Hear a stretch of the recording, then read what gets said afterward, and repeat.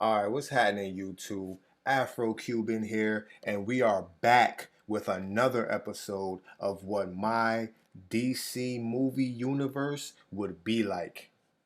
This is a series that I've created where I hypothetically reboot and rewrite the DC movie universe and explain which movies I will put out and break down the details and the plot of each of my movies.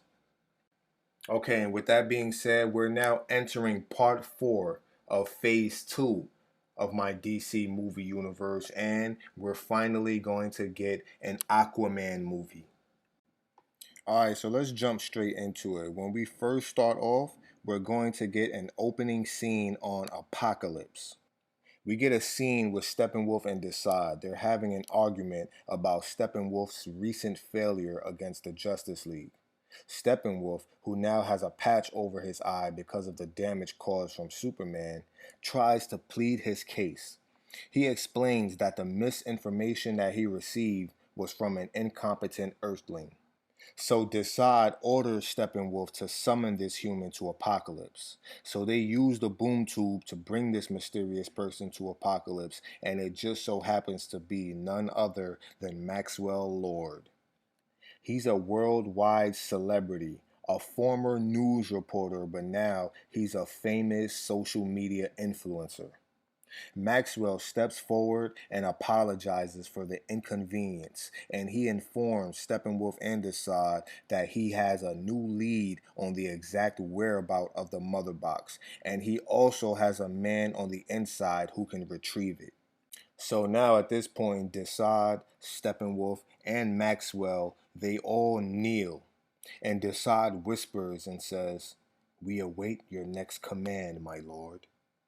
The camera slowly pans up and we see Darkseid. He's been standing there the whole time with his back turned, not saying a word. The camera then pans around to Darkseid's face and zooms in on his eyes as they begin to glow and turn into flames, and then the screen cuts to black. So now we get into Act 1. And Act 1 begins with a flashback and a voiceover narration. Someone is telling the origin story of King Arthur, otherwise known as Aquaman. They begin the story with explaining the first Atlantean war that took place over 30 years ago. The kingdom was breached by enemy soldiers, and they captured the royal family, King Arvax, Queen Atlanta, and Prince Orm.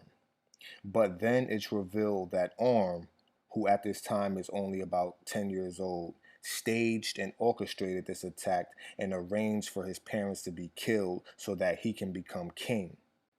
So they kill his father first.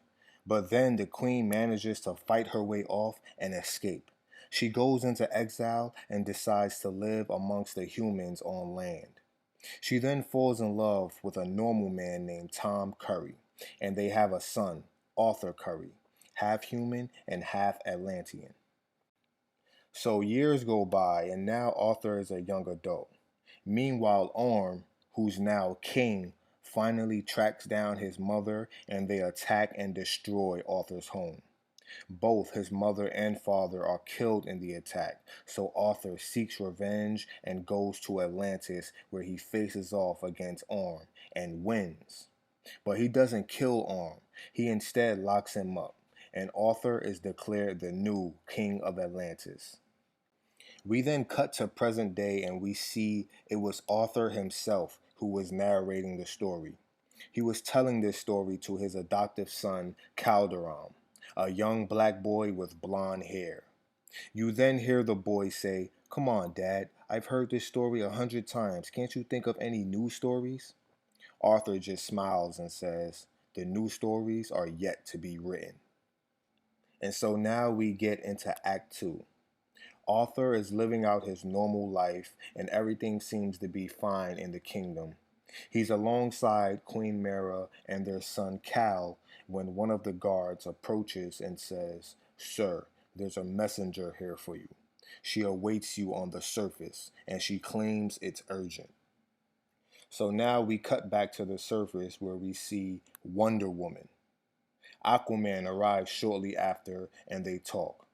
She warns him about Darkseid and the Mother Boxes and how Darkseid's forces may be planning an imminent invasion, especially now that Superman is dead. They might try to seize this opportunity to strike now while Earth is defenseless.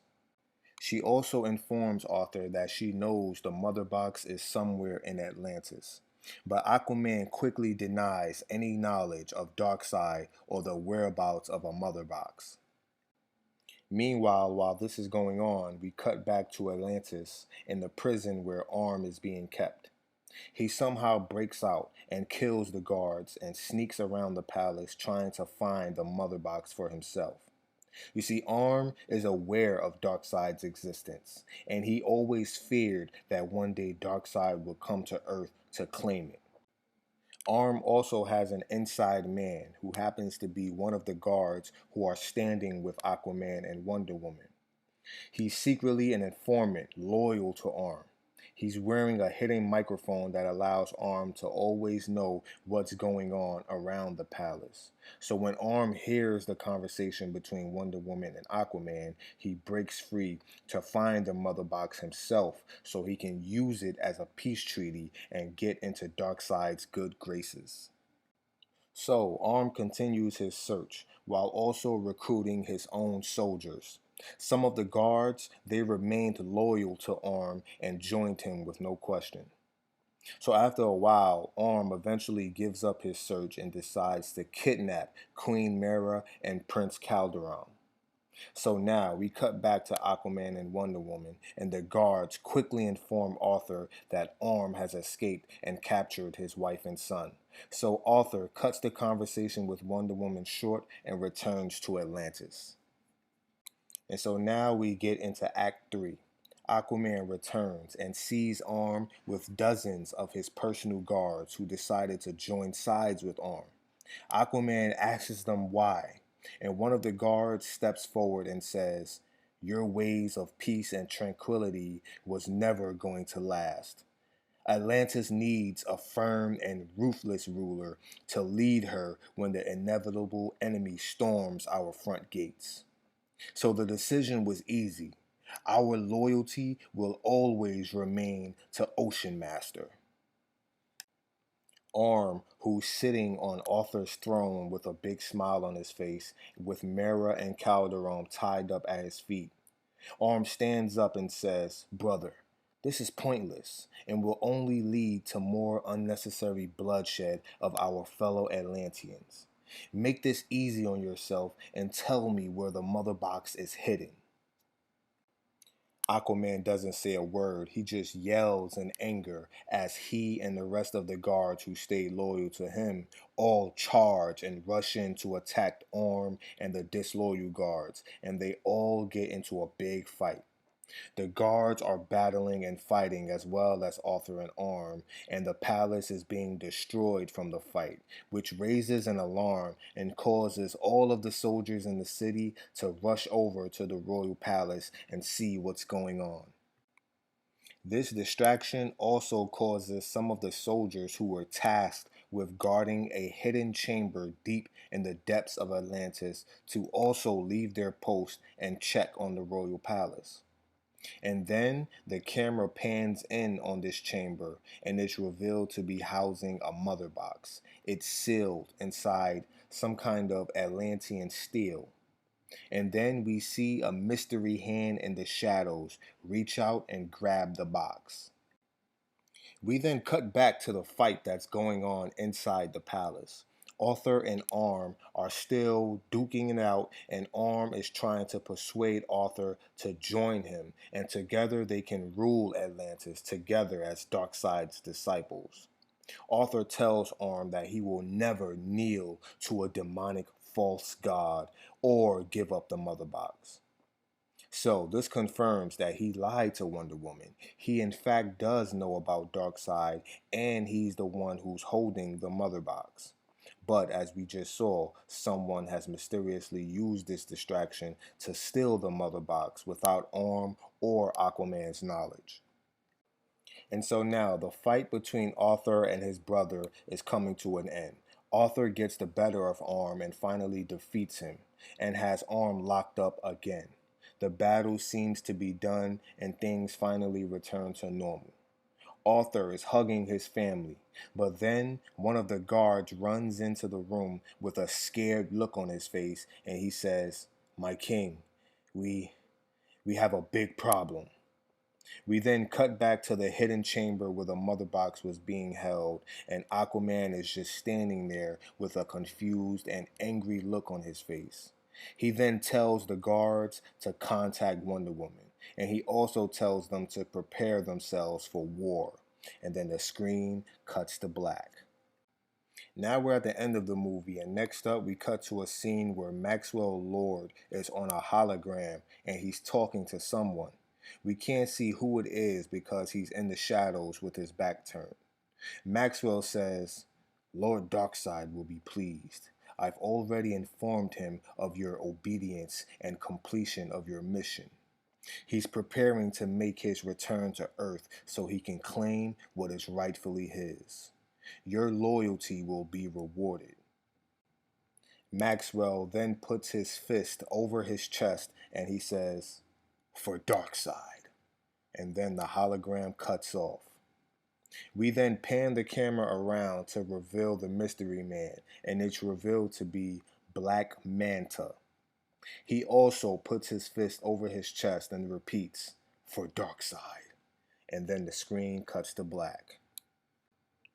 And that is where the movie would end, and that's how the Aquaman story would go. As we can see, things are starting to heat up and get real spicy.